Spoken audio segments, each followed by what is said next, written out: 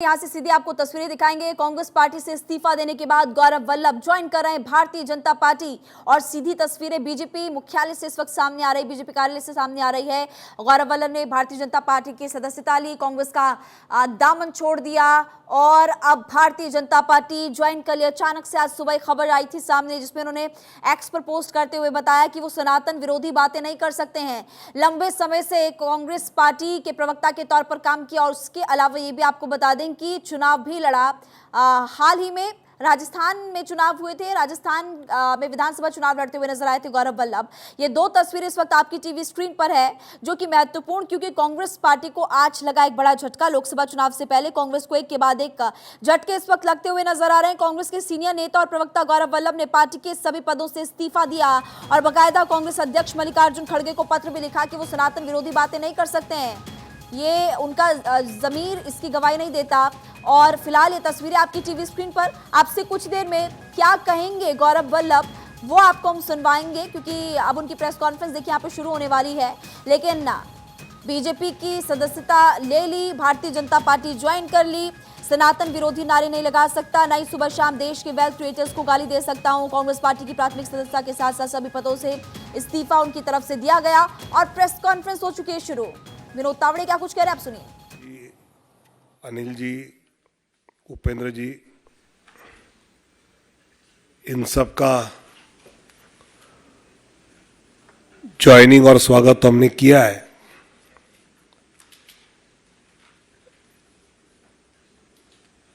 कल जैसे मैंने 3 सवाल पूछे, आज भी मैं पूछना चाहता हूं कि एक तरफ आदरणीय प्रधानमंत्री नरेंद्र मोदी जी नारी शक्ति का सम्मान करते हुए दिख रहे हैं।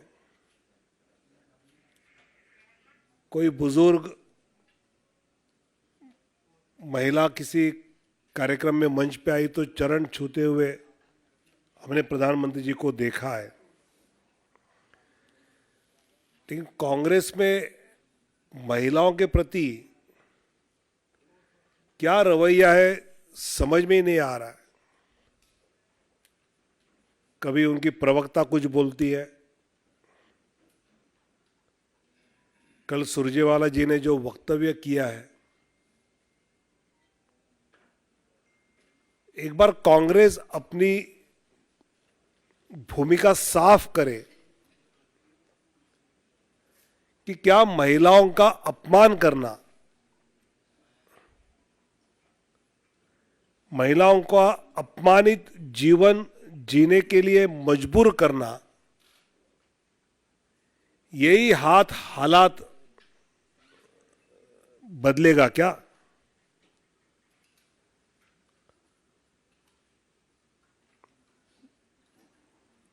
ये कहीं कम लग रहा था तो छत्तीसगढ़ के कांग्रेस के नेता प्रतिपक्ष कह रहे हैं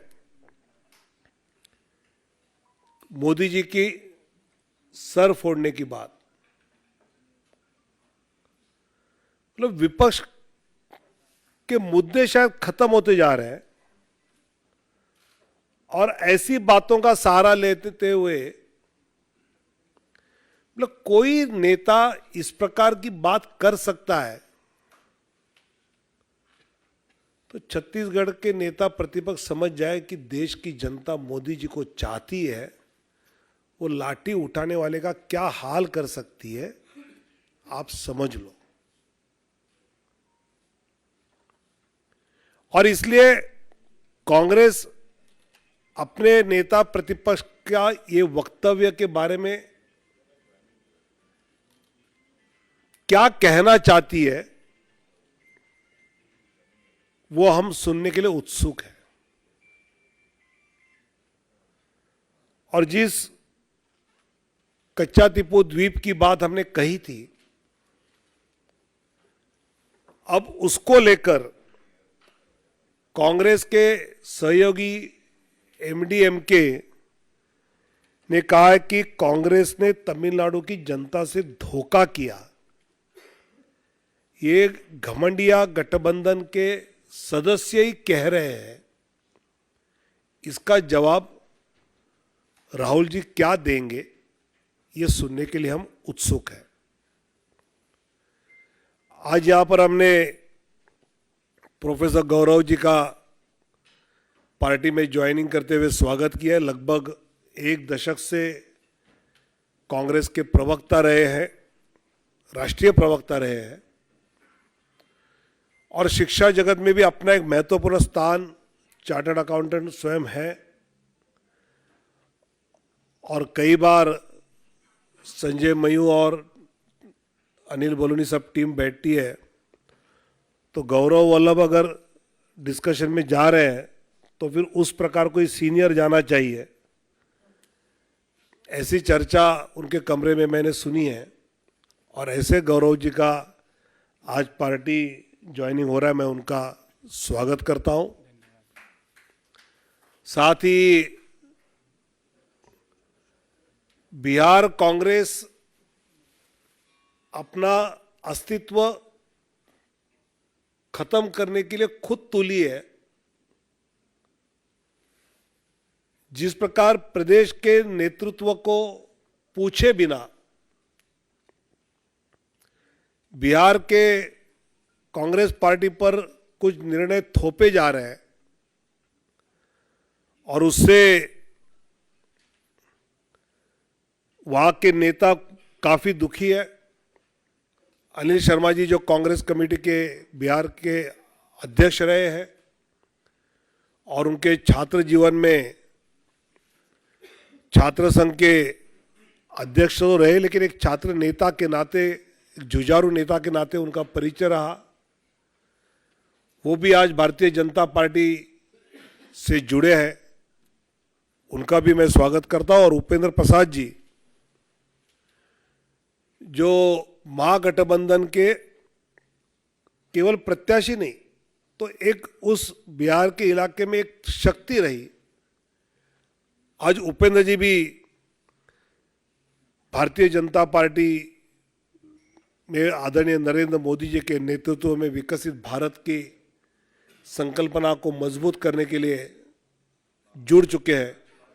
इन तीनों का मैं स्वागत करता हूं और इन तीनों के आने से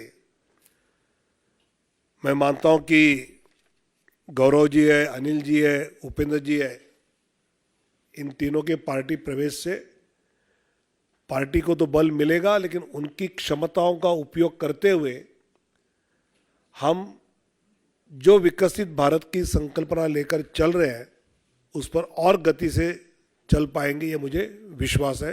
धन्यवाद।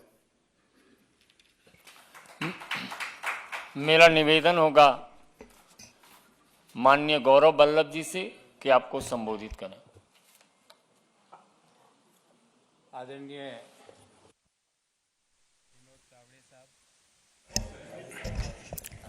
आदरणीय विनोद तावड़े साहब, संजय मयूख जी, मंच पर मेरे साथ विराजे हुए अनिल जी, उपेंद्र जी और आप सभी पत्रकार साथियों को मेरा सादर नमस्कार और प्रणाम।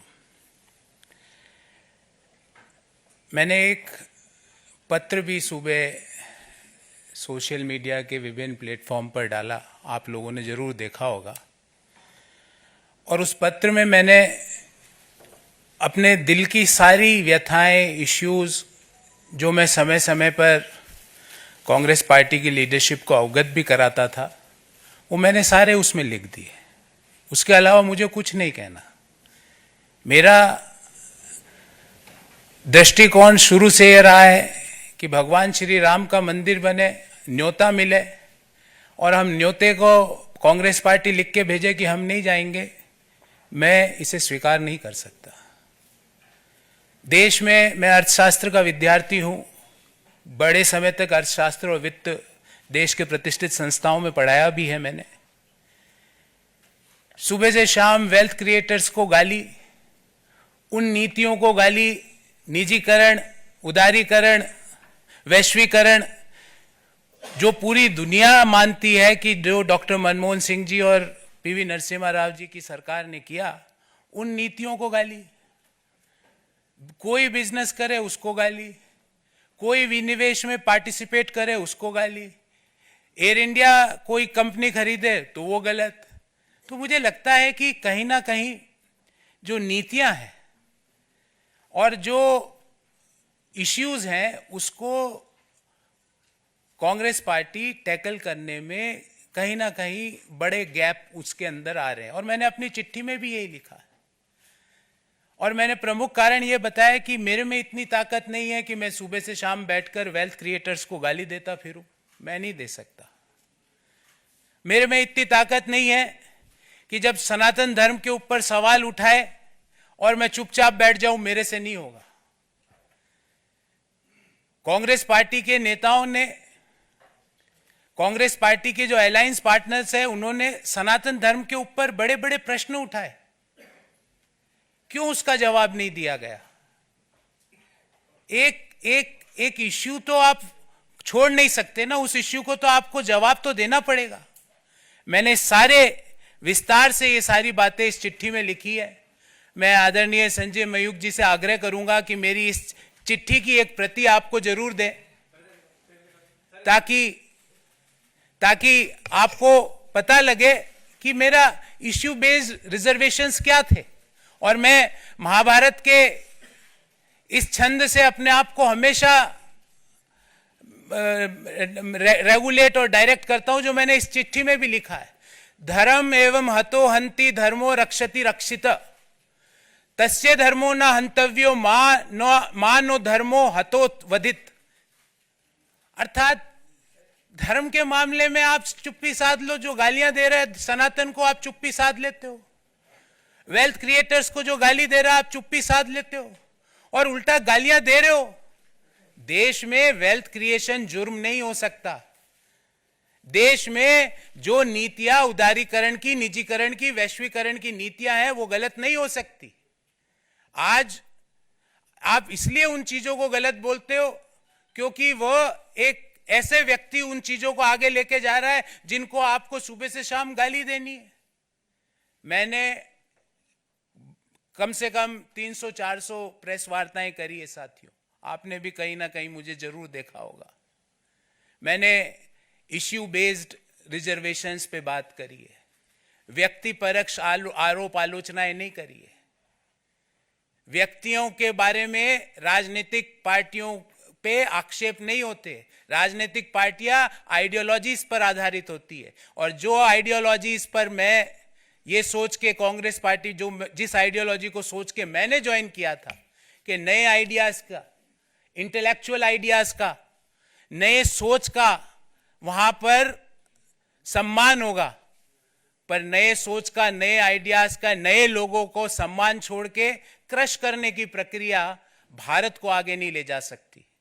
और अल्टीमेटली हमारी आइडियोलॉजीज, पार्टीज की, पॉलिटिकल राजनीतिक पार्टियों की आइडियोलॉजीज अलग अलग हो सकती है, पर एक आइडियोलॉजी जो हम सबको जोड़ती है वो भारत को आगे ले जाने की आइडियोलॉजी। और उसी आइडियोलॉजी को ध्यान में रखते हुए जो विकसित भारत की जो संकल्पना है उसको आगे ले जाने के लिए जो आइडियोलॉजी ने मुझे आकर्षित किया और मैंने आज भारतीय जनता पार्टी ज्वाइन करी।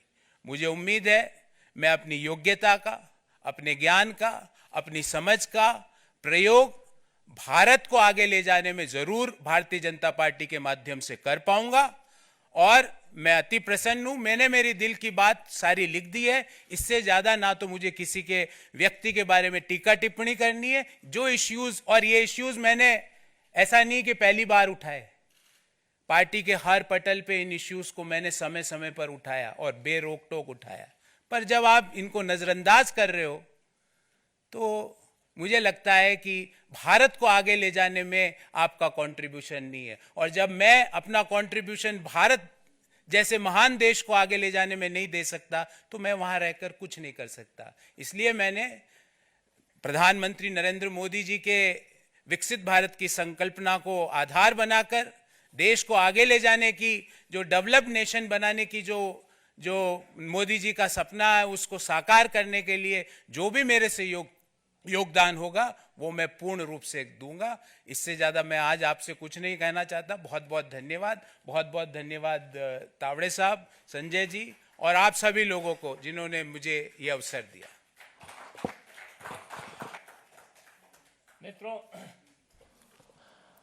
मित्रों, सौभाग्यशाली हूं कि पटना विश्वविद्यालय का छात्र हूं और पटना विश्वविद्यालय के 2 छात्र नेता, वरिष्ठ छात्र नेता ने आज पार्टी की सदस्यता ग्रहण की है। साथ ही लालू के दंश झेल रहे बिहार में जो कांग्रेस पिछलग्गू पार्टी थी, लालू सरकार के समय उस पिछलग्गू से उस समय निकालने वाले श्री अनिल शर्मा जी, जिनको उसके सजा भी भुगतनी पड़ी थी, ऐसे अनिल शर्मा जी प्रदेश कांग्रेस के पूर्व अध्यक्ष अपने बीच हैं। मेरा आग्रह होगा माननीय अनिल शर्मा जी से आपको संबोधित करें। आदरणीय विनोद तावरे जी, संजय मयूख जी, हमारे साथी गौरव वल्लभ जी, हमारे विश्वविद्यालय दिनों के साथी भाई उपेंद्र जी, उपस्थित सभी सम्मानित पत्रकार बंधुओं,